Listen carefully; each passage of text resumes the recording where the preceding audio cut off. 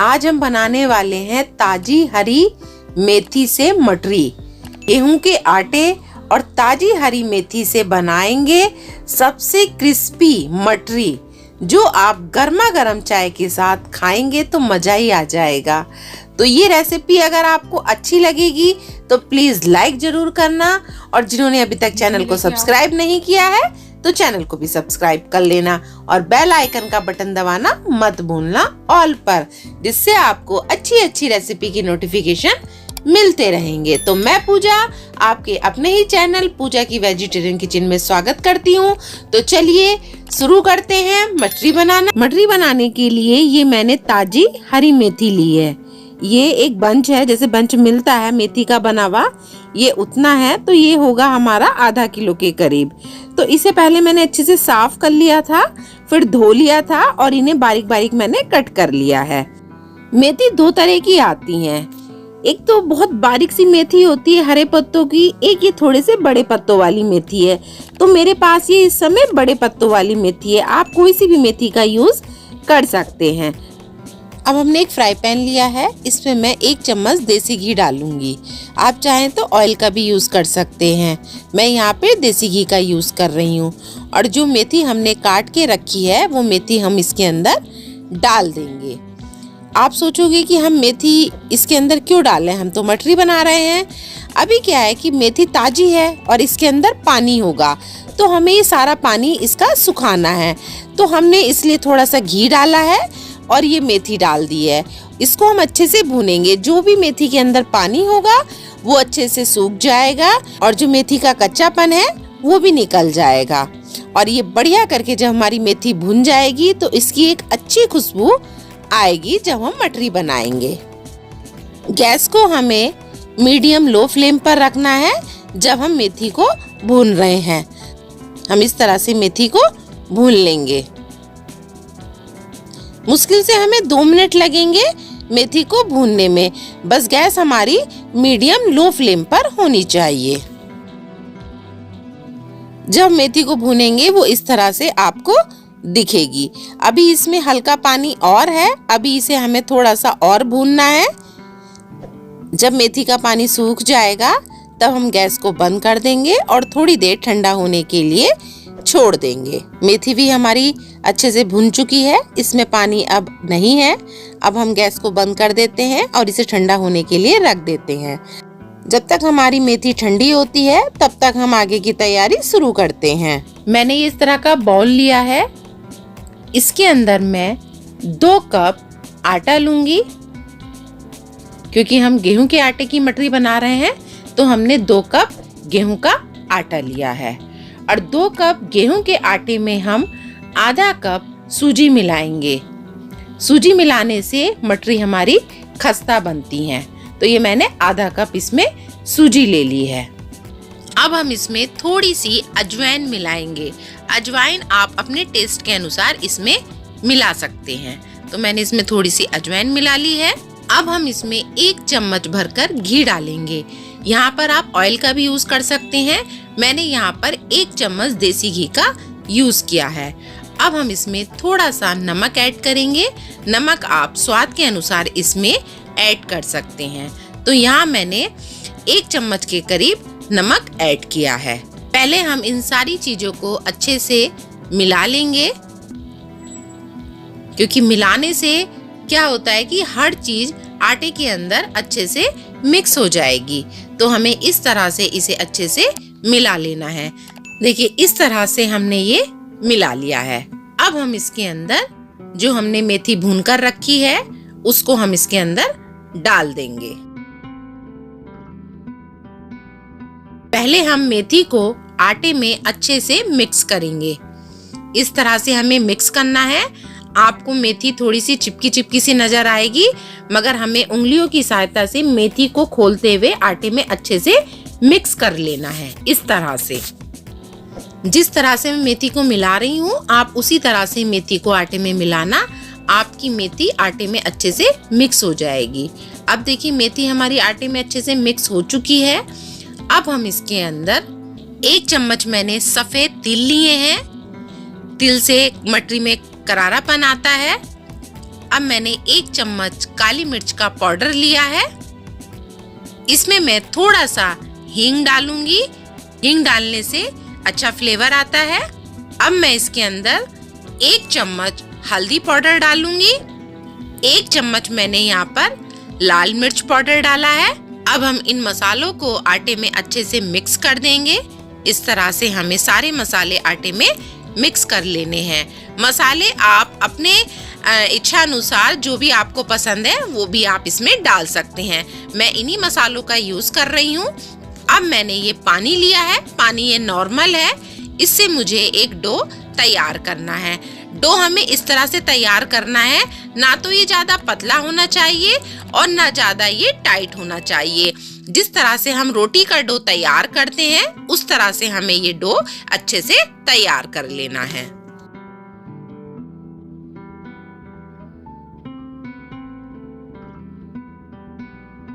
इस तरह से हमें ये डो तैयार करना है, ना तो ये ज्यादा टाइट है और ना ज्यादा ये पतला है। तो इस तरह से ये हमें डो तैयार कर लेना है। अब ये हमारा डो तैयार हो गया है। इसे हम 5 मिनट के लिए रेस्ट के लिए छोड़ देते हैं। 5 मिनट हो चुके हैं। डो भी हमारा अच्छे से सेट हो चुका है। अब हम इसके इस तरह से पेड़े तैयार कर लेंगे। हमारे इस डो में 5 पेड़े बनकर तैयार हुए हैं। इस साइज के हमने ये 5 पेड़े तैयार कर लिए हैं। अब हम इन्हें अच्छे से इस तरह से गोल कर लेंगे। देखिए इस तरह से हमें ये गोल कर लेने हैं। सारे पेड़ों को हम इसी तरह से गोल कर लेंगे। अब ये हमारे पेड़े भी बनकर तैयार हो गए हैं। अब हमने ये चकला ले लिया है। अब हम एक पेड़ा लेंगे और थोड़ा सा सूखा आटा लगाकर हम इस पेड़े को बेलना शुरू करेंगे। हमें ये जो बेलना है ना तो ज्यादा मोटा होना चाहिए और ना ज्यादा पतला होना चाहिए। अभी मैं आपको दिखाती हूँ कि हमें ये किस तरह से बेलना है। इसे हम आराम आराम से बेलेंगे। इसे बेलने में कोई प्रॉब्लम नहीं आती है क्योंकि हर चीज हमारी अच्छे से इसमें मिक्स हो चुकी है। इस तरह से हमें इसे बेल लेना है।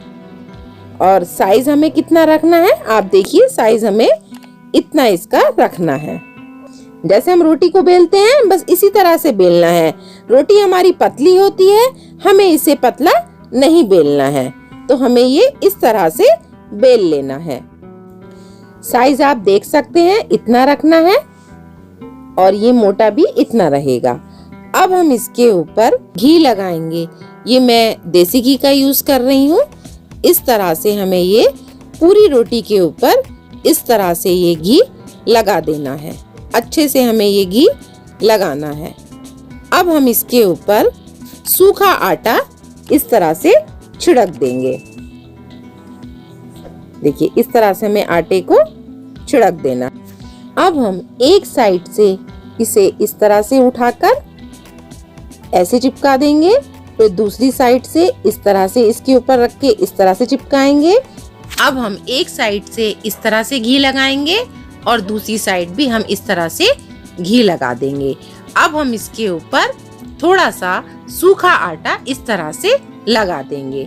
अब हम ऊपर की साइड से इस तरह से उठा के बिल्कुल सेंटर में इस तरह से चिपका देंगे। अब नीचे से उठाकर इसके ऊपर हम इसके ऊपर चिपका देंगे। तो आप देख सकते हैं इस तरह से हमने ये तैयार कर लिया है।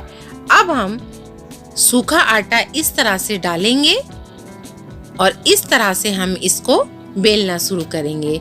जो हमें बेलना है वो ऐसे ही बेलना है। देखिए इस तरह से हमें इसे सीधा सीधा ही बेलना है। आप देखते जाइए कि मैं किस तरह से बेल रही हूँ, उसी तरह से आपको बेलना है। देखिए हमें इसे इस तरह से बेलना है। इसका देखिए साइज जो है पतला नहीं होना चाहिए। मैं आपको दिखाती हूँ उठाकर। ये इतना मोटा हमारा ये साइज होना चाहिए इस तरह से। तो हमने ये जब इस तरह से बेल लिया है, अब हम एक नाइफ लेंगे। नाइफ की सहायता से हमें इस तरह से इसको कट करना है। इस तरह से देखिए साइज आप अपने अकॉर्डिंग रख सकते हैं। मैं इस तरह से ये कट कर रही हूँ। इसको इस तरह से पकड़ते हुए इस तरह से कट करना है। मैंने साइज ये इतना रखा है, आपको दिखाती हूँ। देखिए ये इस तरह से ये हमारा कट होना चाहिए। देखिए इस तरह से इतना साइज ये होना चाहिए।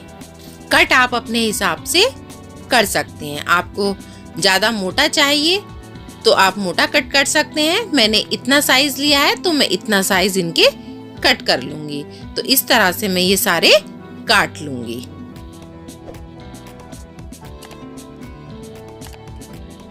इस तरह से ये हमने कट कर लिए हैं। अब मैं इन सबको एक प्लेट में रख लूंगी। इस तरह से हमें ये सारे एक प्लेट में रख लेने हैं। इसी तरह से मैं सारी मटरियां बेलकर तैयार कर लेती हूँ।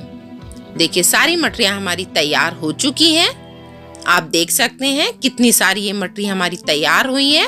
अब चलते हैं हम इन्हें तलने के लिए। मैंने एक कढ़ाई ले ली है। कढ़ाई में मैंने ऑयल गर्म होने के लिए रख दिया है।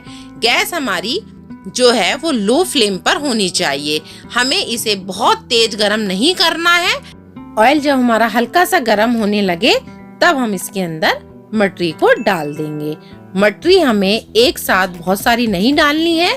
जितनी हमारी कढ़ाई में मटरी आ सकती है उतनी मटरी हमें डालनी है। देखिए अब मैंने मटरी डाल दी है।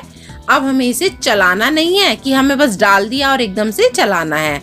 ये धीरे धीरे खुद पककर जब ये ऊपर आने लगेंगी तब हम इनको चलाएंगे। बस ध्यान रखना है कि गैस हमारी लो फ्लेम पर होनी चाहिए। लो फ्लेम पर हमारी मटरी बढ़िया बनकर तैयार होंगी।